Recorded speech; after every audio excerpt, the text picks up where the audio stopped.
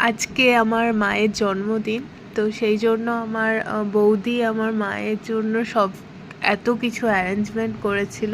আমি তো আজকেই ফিরেছি সবে ডিউটি থেকে, তো সেই জন্য আমি তো কিছু করে উঠতে পারিনি। বাট আমার বৌদি সব কিছু আমার মায়ের পছন্দ মতো খাবার মায়ের জন্য রান্না করেছিল।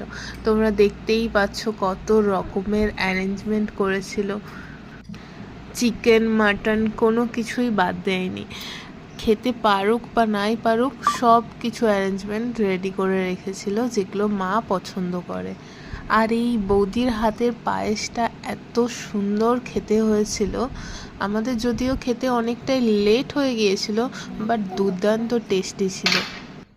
বাড়ি ফেরার পথে মায়ের জন্য কিছু চিপস, চকলেট নিয়ে এসেছিলাম, যেইগুলো মা খুবই পছন্দ করে।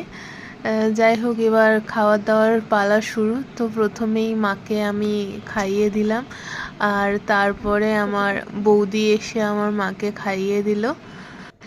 আর মাঝখানে আমাদের কাবাব মে হাড্ডি ছিল, আমাদের পুচু, তো অকত্যা তাকেও খাইয়ে দিতে হচ্ছিল, যদিও ও এখনও কিছু সেইভাবে খেতে পারে না। আর মায়ের মাথার হেয়ার ব্যান্ডটা সবাই দেখেছো হয়তো, এইটাও আমি কেক এন্ড মোড় থেকে কিনে এনেছি। মা তো কিছুতেই পরবে না, আর আমি জোর করে মাকে পরিয়ে দিয়েছি। খুবই মজা লাগছিল, খুবই এক্সাইটমেন্ট কাজ করছিল। মায়ের বার্থডেটা কিভাবে সেলিব্রেট করব, কিভাবে মাকে সাজিয়ে খেতে দেব, মায়ের জন্য কি কি অ্যারেঞ্জমেন্ট করব। তো যাই হোক, যতটা করতে পেরেছি। আমার মা তো খুবই খুশি হয়েছে। আর এই সব কিছু ক্রেডিট আমার বৌদিকে দেওয়া উচিত, কারণ বৌদি না এত কিছু অ্যারেঞ্জমেন্ট করলে হয়তো কোনো কিছু এত সুন্দর, এত স্মুথলি হতো না। তো থ্যাংক ইউ বৌদি।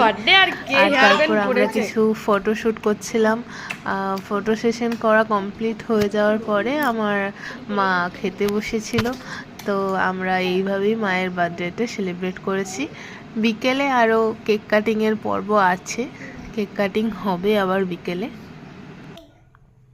কার জন্মদিন আর কে হেয়ার ব্যান্ড কিনেছে। যাই হোক, মায়ের দুপুরবেলার বার্থডে সেলিব্রেশনটা আমরা এইভাবেই করেছিলাম।